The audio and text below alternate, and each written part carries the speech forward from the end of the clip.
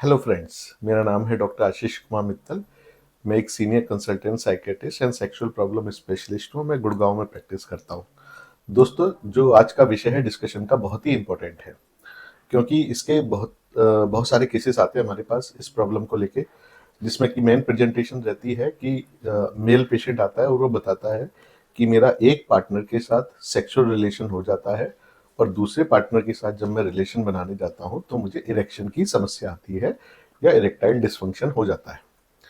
ऐसे में दो पार्टनर की हम बात करें तो वो किसी भी पर्सन की, मेल पर्सन की गर्लफ्रेंड हो सकती है, या एक वाइफ हो सकती है और दूसरी गर्लफ्रेंड हो सकती है, या किसी भी कॉम्बिनेशन में उनके हो सकता है, कोई कलीग हो, उनके साथ किसी के साथ उनको दिक्कत आती हो।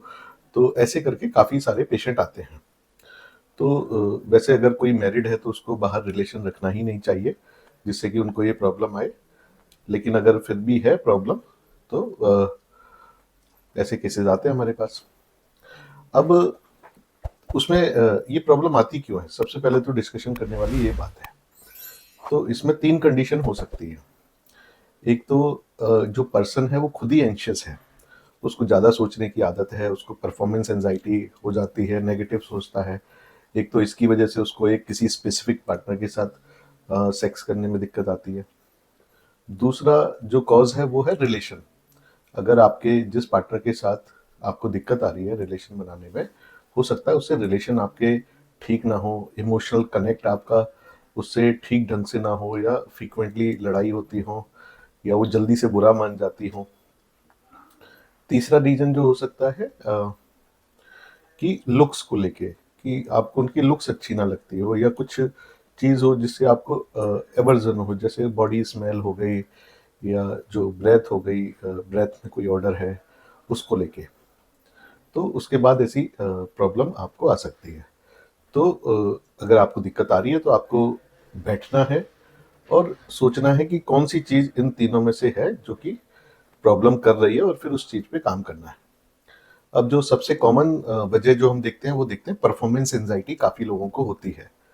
किसी स्पेसिफिक पार्टनर के साथ अगर आपको इरेक्शन में प्रॉब्लम है तो उसको मैनेज करने की दिक्कत होती है।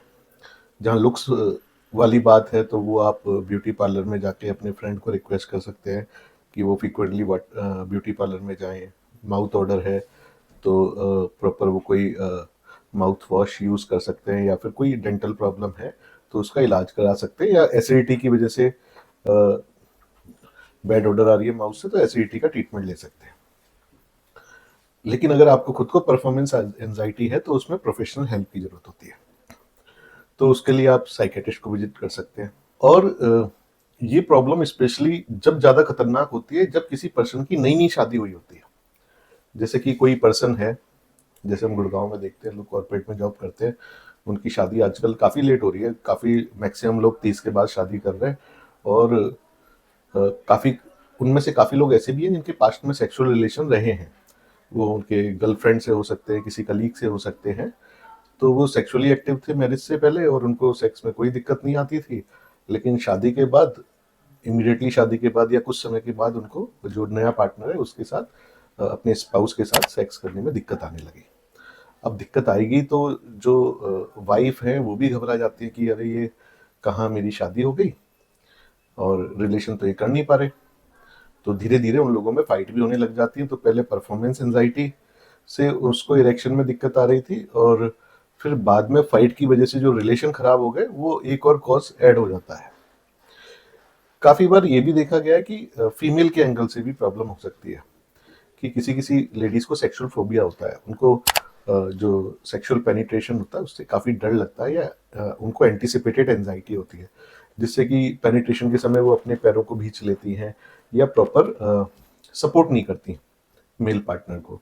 तो उसकी वजह से भी प्रॉब्लम हो जाती है काफ़ी बार। तो ये भी देखना है कहीं जो रिलेशन नहीं बन पा रहा है उसके पीछे ये रीज़न भी तो नहीं है, और दोनों पे काम करना है।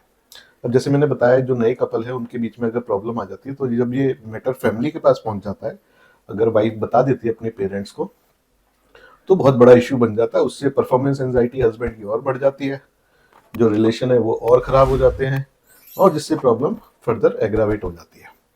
तो इसमें करना क्या है?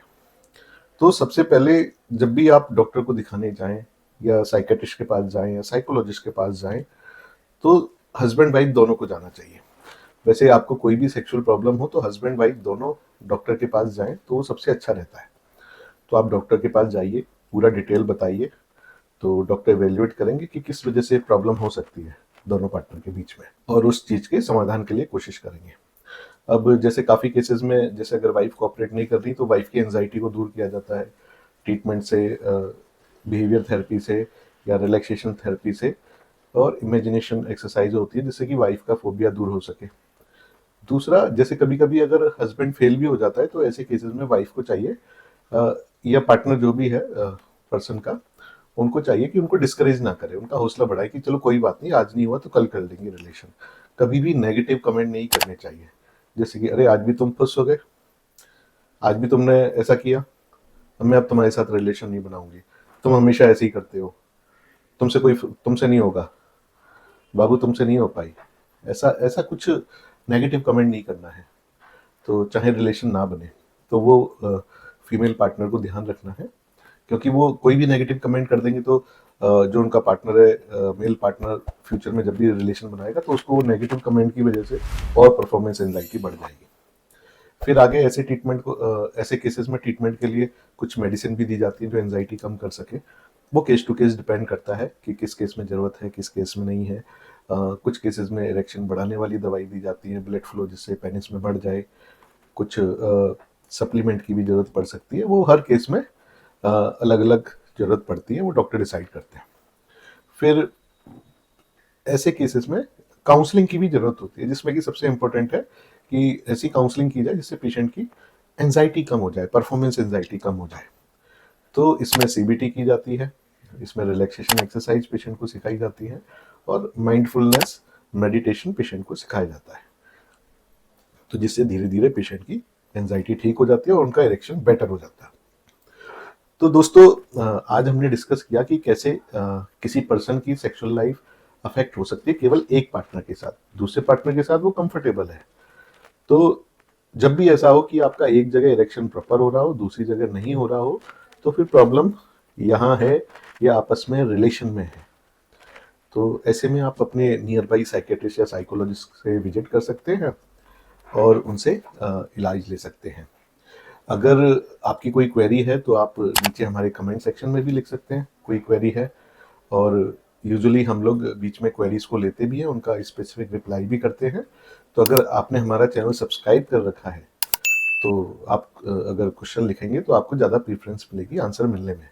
अच्छा, इसके अलावा आप हमारी चैनल मेंबरशिप ज्वाइन कर लें, वहाँ पे हम लाइव भी आते हैं, अपने जो मेंबर्स हैं मंथ में एक बार उनके लिए लाइव आते हैं, तो वहाँ पे लाइव आप मुझसे अपनी क्वेरी आप पूछ सकते हैं। और दूसरा, कुछ मेंबर्स ओनली वीडियो होते हैं जो कि काफ़ी ज्ञानवर्धक वीडियो हैं, जो सारी problems, specially sexual problem, addiction problem, psychiatric problem, उससे रिलेटेड वीडियो हैं जो कि आपकी काफ़ी हेल्प करेंगे, तो वो देखने को भी आपको मिलेंगे। तो वो मेंबरशिप आप ज्वाइन कर सकते हैं और आपकी कोई क्वेरी हो कमेंट में लिख सकते हैं। तो दोस्तों, होप ये वीडियो आपको अच्छा लगा होगा। तो अगेन मोटिवेशन बढ़ाने के लिए इसको अब लाइक तो कर दीजिए, एक बार में वीडियो देख के लिए आइए, और हमारे चैनल को सब्सक्राइब कर लीजिए, नहीं तो फ्यूचर में हम वीडियो डालेंगे आपको नहीं मिलेगा। धन्यवाद, नमस्कार।